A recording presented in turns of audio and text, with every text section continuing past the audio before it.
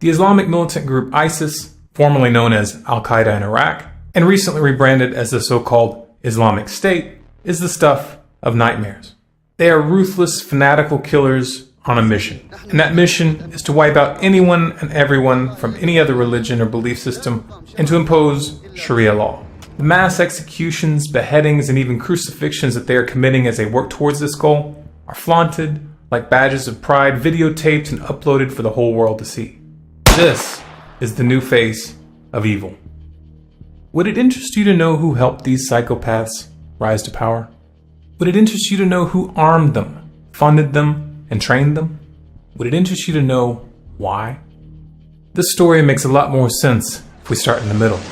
So we'll begin with the overthrow of Muammar Gaddafi in 2011. The Libyan revolution was Barack Obama's first major foreign intervention.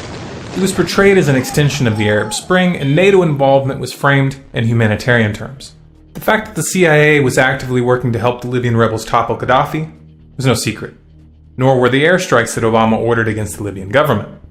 However, little was said about the identity or the ideological leanings of the Libyan rebels. Not really surprising considering the fact that the leader of the Libyan rebels later admitted that his fighters included Al-Qaeda-linked jihadists who had fought against Allied troops in Iraq. These jihadist militants from Iraq were part of what national security analysts commonly referred to as Al-Qaeda in Iraq. And remember, Al-Qaeda in Iraq was ISIS before it was rebranded. With the assistance of US and NATO intelligence and air support, the Libyan rebels captured Gaddafi and summarily executed him in the street, all the while enthusiastically chanting, Allah Akbar. For many who had bought the official line about how these rebels were freedom fighters aiming to establish a liberal democracy in Libya, this was the beginning of the end of their illusions. Prior to the US and NATO-backed intervention, Libya had the highest standard of living of any country in Africa. This according to the UN's Human Development Index ratings for 2010. However, in the years following the coup, the country descended into chaos, with extremism and violence running rampant. Libya is now widely regarded as a failed state. Now, after Gaddafi was overthrown, the Libyan armories were looted and massive quantities of weapons were sent by the Libyan rebels to Syria. The weapons, which included anti-tank and anti-aircraft missiles, were smuggled into Syria through Turkey, a NATO ally. The Times of London reported on the arrival of the shipment on September 14, 2012. This was just 3 days after Ambassador Chris Stevens was killed in the attack in the US Embassy in Benghazi. Chris Stevens had served as the US government's liaison to the Libyan rebels since April of 2011.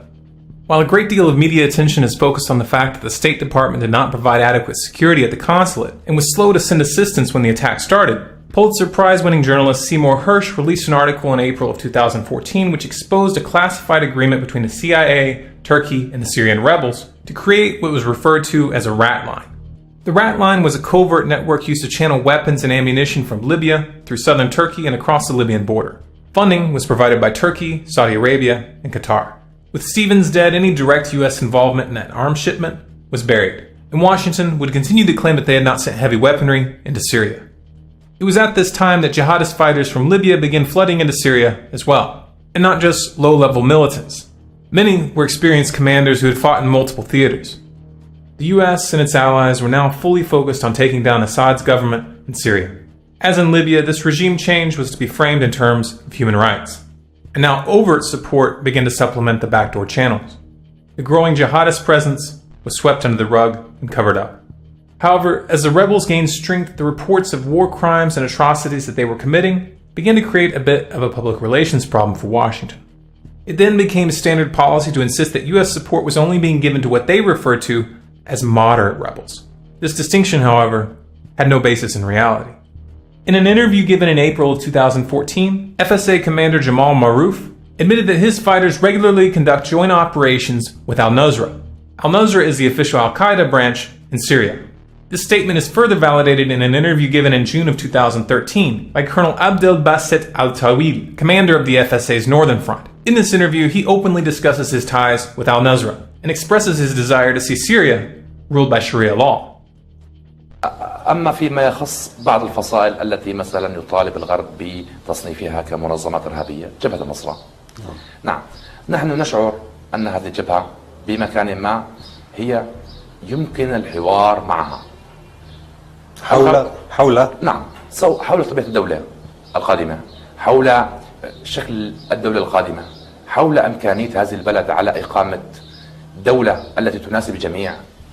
نحن في مكان ما يجب أن نتعاون ويجب أن نتحاور، وأنا على صلة بالجميع، أنا على صلة بالجميع ولا أخفي سرا بذلك، حتى فيما يخص يعني الأخوة في جبهة النصرة، ونتعاون في أمكنة كثيرة.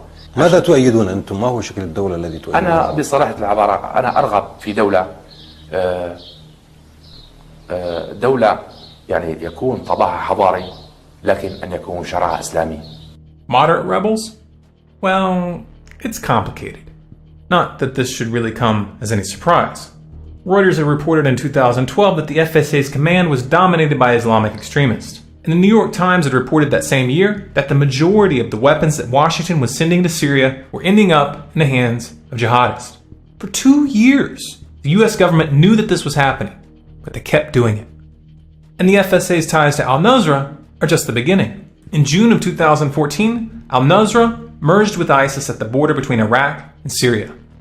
So, to review, the FSA is working with al-Nusra is working with ISIS, and the US has been sending money and weapons to the FSA, even though they've known since 2012 that most of these weapons are ending up in the hands of extremists. Do the math.